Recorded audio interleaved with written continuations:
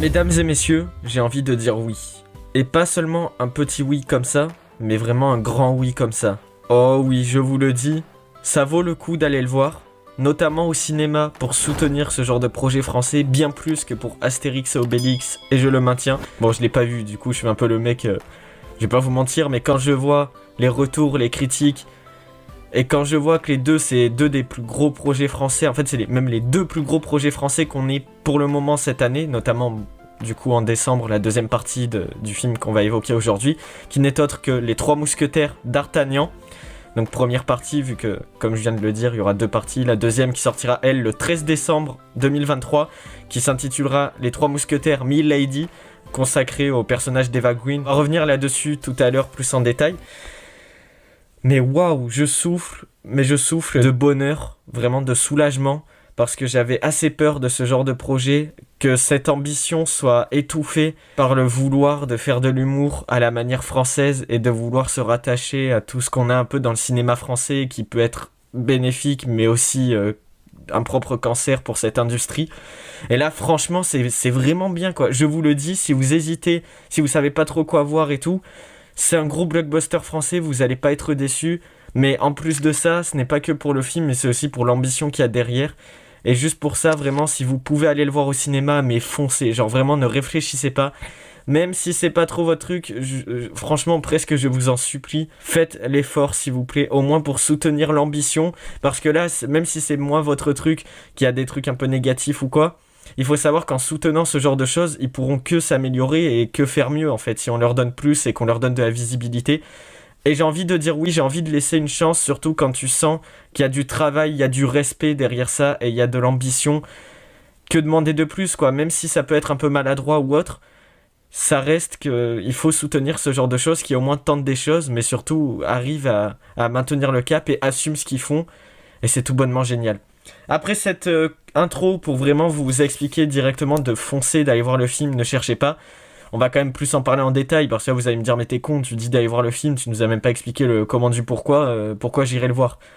Bref, on va revenir dessus, mais voilà, je voulais un peu faire cet aparté pour ceux qui arrivent direct, pour vraiment comprendre que oui, ça vaut le coup. Voilà, si vous voulez savoir, j'ai vraiment bien aimé le film, j'ai vraiment beaucoup aimé. Ça faisait longtemps que je m'étais plus régalé comme ça devant un film français, enfin récent je parle, parce que si je vois des anciens trucs comme le Pacte des loups ou quoi, ce sera pas pareil, mais voilà.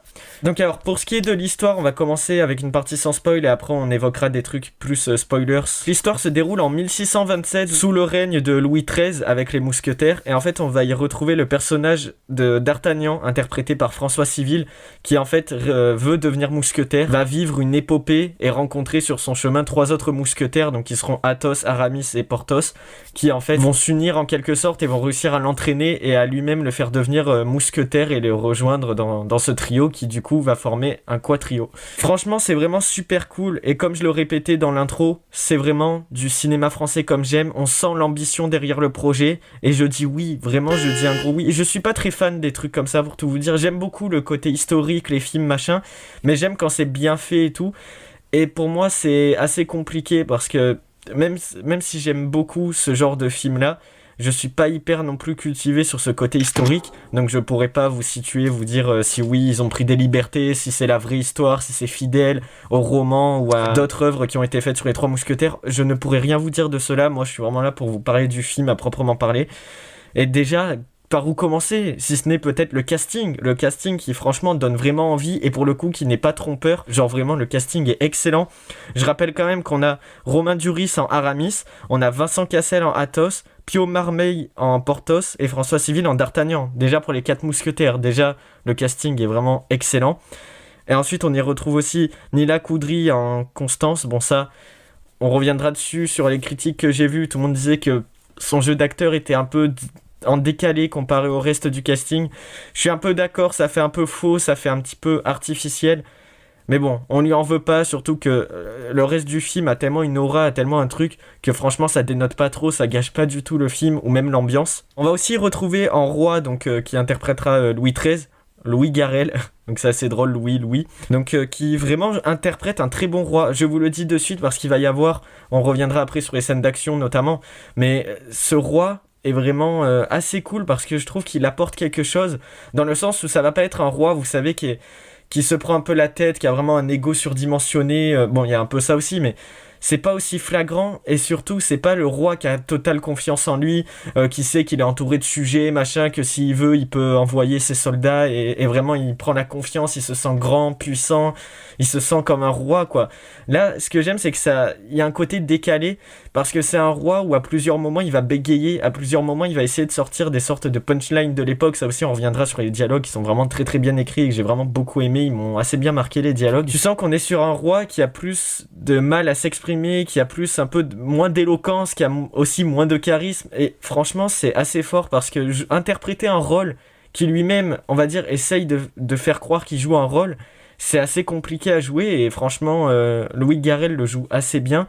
Il y a plein de détails qui vont frapper à des moments, si vous voulez, on va voir qu'il essaye d'avoir confiance, notamment avec ses doigts, vous savez, qui font comme ça sur le siège, et après il va se passer un truc, genre ses doigts vont commencer un peu à partir j'arrive pas à le refaire, mais en cacahuète, genre ils vont plus être dans l'ordre et tout, et tu sens qu'il tremble et qu'il a un côté un peu stressé, tu sens que les événements lui dépassent complètement et qu'il sait pas quoi faire. D'ailleurs, c'est beaucoup ces sujets qui vont faire des trucs, parce que le film va être orienté là-dessus, va y avoir des complots, va y avoir des guerres de religion, ça va être contre les Français et les Anglais avec les catholiques et les protestants, va y avoir beaucoup de manipulations, de complots, de trahisons, d'amourettes, va y avoir plein de trucs comme ça. Bon, c'est très historique, c'est très les trucs du Moyen-Âge et tout, mais ça marche bien vu que c'est le cas, et c'est aussi lié à l'histoire. L'ambiance est bonne, il y a de l'ambition, je le répète, je le répéterai jamais assez tout au long de cette critique, il y a de l'ambition, vraiment je veux le dire, que ce soit dans les costumes, dans les coutumes, dans la période, dans le casting, dans, comme j'ai dit, les détails, dans la mise en scène, dans la réalisation. La réalisation aussi, on va en reparler, mais on va avoir vraiment des longs plans séquences, vous savez,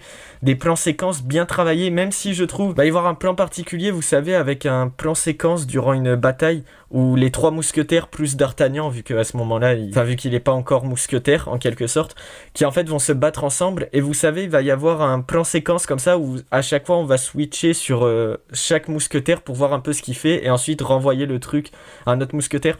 Le plan séquence est bien réalisé, et très très fort, il y a le côté gracieux durant les combats et tout, mais j'ai trouvé que la caméra tremblait peut-être un petit peu trop, du coup à des moments j'étais un peu perdu, je trouvais qu'à suivre c'était un peu compliqué, l'action était un peu tremblante, un peu, donc du coup à des moments tu distinguais pas trop vraiment ce qui se passait durant le combat, tu vois, il y a un mec qui se prend un coup d'épée, après tu vois la caméra qui tremble, tu fais attends qu'est-ce qui se passe, et tu vois l'autre il se fait flinguer, tu fais ah attends il s'est fait flinguer mais c'est qui et tout, et c'est un peu peut-être le souci de ce plan séquence, mais juste pour l'idée de faire un plan séquence et le fait d'en faire, surtout dans le cinéma français, encore une fois je le répète, c'est un film français, c'est un gros blockbuster français. De ce que j'ai cru comprendre, apparemment le film a aussi beaucoup de pubs à l'international, donc on sent vraiment que le but c'est vraiment de faire un blockbuster qui fait parler même à l'international, donc ça peut vraiment être cool. On sent qu'on est vraiment sur une équipe qui sont presque nos Avengers, je sais pas, mais c'est notre équipe un peu de héros de littérature française, et c'est intéressant si ça peut essayer de marcher à l'international, en espérant que ça se casse pas la gueule, ce serait vraiment très très cool. Non, franchement, que dire de plus, il y a vraiment des super cool, les personnages sont vraiment charismatiques et ils sont iconisés. Il y a plusieurs moments où ils vont vraiment être iconisés, où tu sens que les mecs ils sont balèzes quoi, ils vont balancer des flingues sur les autres, ils vont hop recharger, tirer à plusieurs, bam,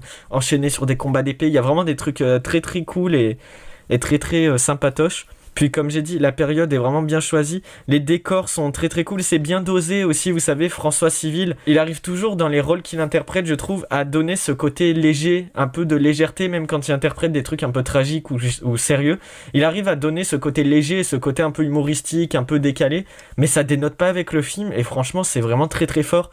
Réussir à interpréter un personnage comme D'Artagnan qui lui, vous savez, va plus être un peu cette sorte de nouvelle recrue qui est jeune, qui est un peu fou amoureux, qui se rend pas compte des dangers vraiment propre. Lui il vit sa belle vie, il est là pour être mousquetaire, il essaye de prouver des choses aux autres, il a ce côté un peu arrogant, mais c'est pas mauvais, tu sens que c'est qu'il essaye un peu de se rebeller et de se faire remarquer, et il interprète vraiment bien, franchement tu sens vraiment le personnage. Il va y avoir une petite romance avec un autre personnage, on reviendra dessus plus en spoiler. Il va y avoir un peu dans la photographie aussi ce côté poisseux, ce côté ancien, avec un peu des images ternes et des images un peu sales, ces rues un peu crasseuses et tout. Ça rend super bien, ça rentre encore une fois dans l'ambiance, et ils vont jusqu'au bout du truc, ils l'assument, et c'est tout bonnement génial, ça va au sein du film. Peut-être, comme j'ai dit tout à l'heure, pour les trucs qui tremblent, un truc un peu que je trouve dommage, c'est notamment plus sur la photographie. Je trouve la photographie, même si comme ça dénote un peu avec ce que je viens de dire, que j'ai dit qu'il y avait des visuels intéressants et tout, mais la photographie, je trouve, est pas plus marquante que ça. Il y a des visuels intéressants en tant que plan séquence ou autre, mais en tant que visuel pur et dur, où on s'arrête et on a vraiment une image belle, il va y avoir quelques trucs comme ça, mais je trouve que c'est pas trop frappant. Ils auraient pu faire un peu mieux, je trouve, là-dessus. Après, voilà, c'est un peu pour titiller quelques trucs négatifs pour quand même histoire de dire. Mais non, franchement, si ça peut marcher à l'international, le fait, encore une fois, va y avoir vraiment des beaux plans. Va aussi y avoir des plans aériens, vous savez, où on va suivre, par exemple, un personnage en cheval qui va marcher sur des plaines ou quoi. Et va y avoir un peu ce plan aérien où on va le suivre. Non, je le répète, il y a vraiment des beaux plans. Va aussi y avoir un visuel qui m'a un peu frappé sur le coup. On va suivre dans une porte, en fait, un combat où il va y avoir un personnage qui va un peu se cacher derrière un pilier et tout, et en fait, derrière la porte, on va voir plein de soldats, en fait, arriver, et on va voir d'un coup le soldat voler, genre se prendre un coup de pied ou quoi, et partir, et ensuite, on va, dans cette porte, du coup, voir un peu le combat, et ensuite, on va voir un des personnages, donc un des mousquetaires, qui en fait va revenir de cette porte, et après, le combat va continuer dans la salle où était caché le personnage derrière le pilier. Du coup, il va y avoir des petites idées comme ça de mise en scène, il va y avoir de la tension bien travaillée, notamment une scène à un moment avec deux personnages en chevaux qui vont être à côté de falaises, et en fait du coup ils sont vraiment très serrés, genre ils prennent des virages un peu serrés et tout, et tu sens qu'à tout moment ils peuvent tomber de la falaise, et vraiment tu ressens la tension, tu sens le danger, tu ah ouais là il faut pas qu'ils se loupent quoi, sinon ils peuvent tous les deux y passer de suite quoi. Et franchement, le rythme est un peu en décalé, je trouve, à certains moments. Des fois, il y a des trucs, comme j'ai dit, un peu plus drôles et tout. C'est pas tant ça qui dénote. C'est surtout là où je suis d'accord avec certains autres youtubeurs. C'est qu'ils ont un peu mélangé de tout. Il y a un peu de le côté dramatique, un petit peu historique et tout. Mais il y a aussi le côté action, un peu blockbuster.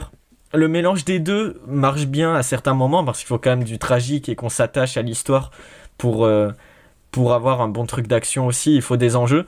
Mais là, à certains moments, je trouvais que ça dénotait un petit peu, voilà, c'est peut-être un peu le cas.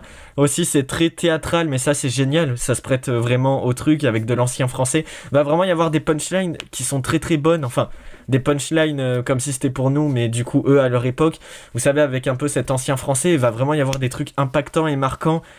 Enfin, c'est vraiment, j'ai adoré. Bonne punch, tu sens ce groupe un peu qui va commencer à se fraterniser tout le long du film. Va un peu y avoir en effet des facilités scénaristiques un peu cousues de fil blanc, notamment la rencontre en fait entre les mousquetaires, mais après c'est pour éventuellement pas perdre de temps vu que le film fait quand même 2 heures et qu'on a beaucoup de choses à raconter et on le sent.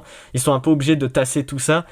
Globalement, il y a des trucs qui sont un peu maladroits, mais il y a beaucoup de trucs que j'ai vraiment aimé. Qu'on s'arrête sur les détails, sur les visuels, sur l'ambiance. Tu sens que les 36 millions, parce que cette première partie a coûté 36 millions, la deuxième au total, avec la première, ça fera 72 millions. Elle doit coûter à peu près le même prix. Ben franchement, tu les sens passer, quoi. Tu sens que les mecs, ils ont vraiment mis dans ce qu'ils pouvaient, et tu sens vraiment qu'ils sont à fond dans leur rôle. Tu sens vraiment qu'ils sont à fond dans le film, quoi. Ils ont vraiment tout mis dans le film. Et franchement, c'est génial quand tu vois que de l'argent peut enfin partir dans des projets ambitieux et vraiment cool et qui tentent des choses et même des trucs de réal qui sont un peu les standards américains de blockbuster ou autre. Et se dire qu'on arrive à retranscrire pareil au cinéma français, tu te dis ah ben merci, tu dis des films qui de nos jours arrivent enfin dans le cinéma français à être un peu marquants et un petit peu sortir du lot et réussir à tenter des choses et à reprendre des vraies idées de réal et tout, très très sympa.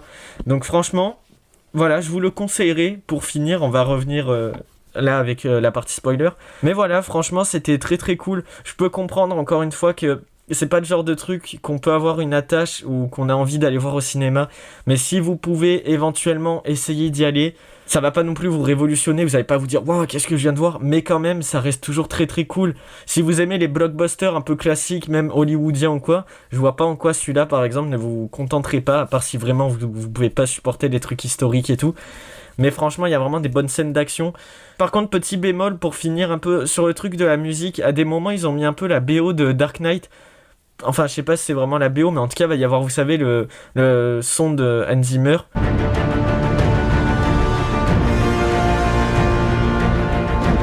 J'ai trouvé que, ouais, c'était peut-être pour rajouter le côté un peu, c'est nos super-héros français, et du coup, il y a le côté épique et tout. Mais je trouvais que ça dénaturait un peu, et c'est peut-être moi qui avais la rêve du coup de The Dark Knight, et du coup, je me disais, oh, c'est bizarre. Voilà, peut-être pour le côté épique, ils en ont peut-être un peu trop joué, où ils auraient pu faire une mélodie plus frappante, qui fasse vraiment trois mousquetaires. Même s'il va y avoir des musiques médiévales, attention, mais je trouve elles sont pas plus impactantes que ça. Mais bon. Globalement, oui, il y a des petits trucs machin, mais globalement, le film se tient très très bien. Et plus j'y repense, et plus je me dis que ouais, franchement, j'ai vraiment grave kiffé. Il était vraiment très très bien. Et je pèse assez bien mes mots, mais je pense que généralement, c'est ce que je pense du film. Il est vraiment très très bien.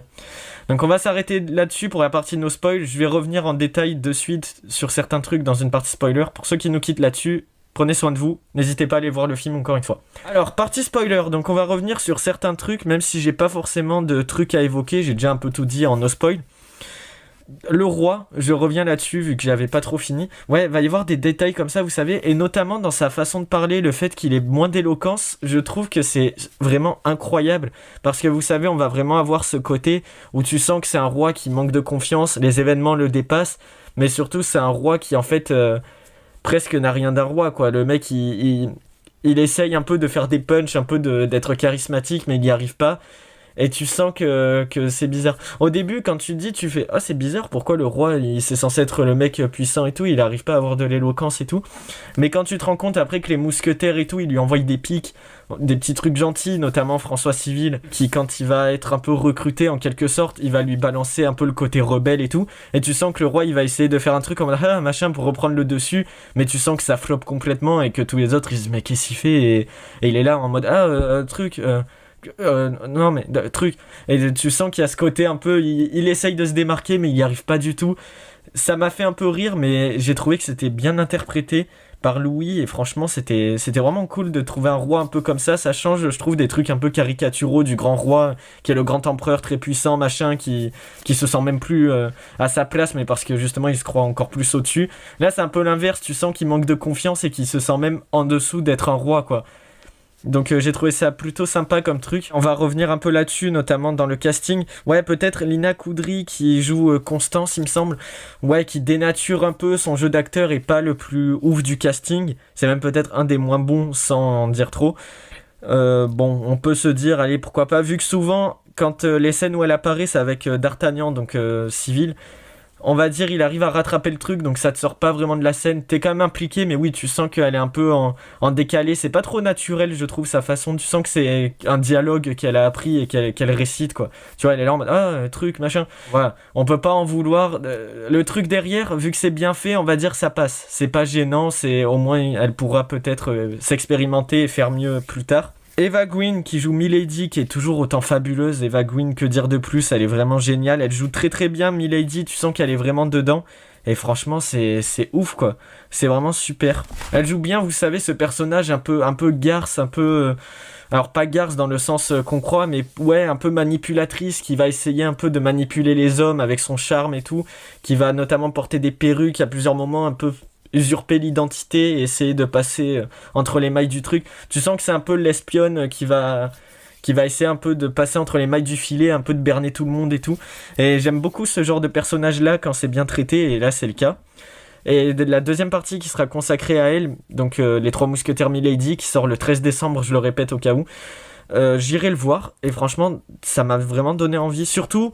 Et on va finir là-dessus, je pense, avec à la fin, vous savez, avec le cliffhanger de fin qui donne clairement envie de voir la suite. Même si je suis d'accord, il est un petit peu artificiel, je trouve, le cliffhanger. Ils auraient pu s'arrêter avant pour faire un plus gros cliffhanger, mais là, tu sens vraiment qu'ils l'ont fait un peu rapidos. Ils ont un peu rushé le truc pour faire bon, allez vite, on finit et au moins on passe à la suite. J'ai trouvé que c'était c'est un peu dommage de finir de cette manière-là, mais en même temps le cliffhanger est fait pour donner envie. Il faut pas oublier qu'ils savent que si les gens vont voir cette première partie, il faut de suite les amener à la deuxième, parce que là ça va pas être comme un truc de gros super-héros en mode c'est sûr que ça va marcher et on fait un truc et on fait une scène post-générique et ils vont forcément revenir pour la suite. Non, là il peut y avoir des gens qui viennent à celui-là à la fin, il faut un truc en fait pour leur donner envie. Ils prennent confiance, machin, mais il faut quand même un truc pour rattacher les gens à voir la suite. Donc c'est logique qu'il y ait un cliffhanger du genre. C'est pour être sûr que les spectateurs du premier opus voient aussi le deuxième et même plus que ça. Donc ça me paraît plutôt logique. Mais ça me donne envie, mais en même temps, ouais, c'est un peu artificiel. Bon. Un peu casse-gueule, c'est pas grave, on peut pas en vouloir, surtout quand ça part de bonnes intentions comme ce film-là. Non, franchement, très très bonne surprise. J'avais assez peur, j'avais un peu des attentes, comme j'avais dit dans ma vidéo, n'hésitez pas à aller la voir d'ailleurs là-dessus. J'avais un peu des attentes, mais pas trop non plus, parce que truc français, j'avais un peu peur. Il me fait beaucoup penser notamment au Pacte des loups, j'ai oublié de le dire. Mais franchement, tu sens que c'est ce genre de gros film français qui peut vraiment être un bon blockbuster, qui est vraiment cool et qui redore un peu l'image du cinéma français, en tout cas de ces dernières années. Donc c'est assez cool. Je pense qu'on terminera là-dessus, on en reparlera notamment plus tard parce que j'ai vraiment envie d'en parler. Là, il y a plein de trucs que j'ai pas pu trop aborder parce qu'on peut pas rentrer tout en détail et surtout de tout se souvenir. Il y a des trucs dont je vais me rappeler qu'après. Sur ce, comme j'ai dit, on en reparlera, mais très très bonne surprise pour ma part. Et écoutez, très très bon film. Et sur ce, allez, prenez soin de vous. Ciao.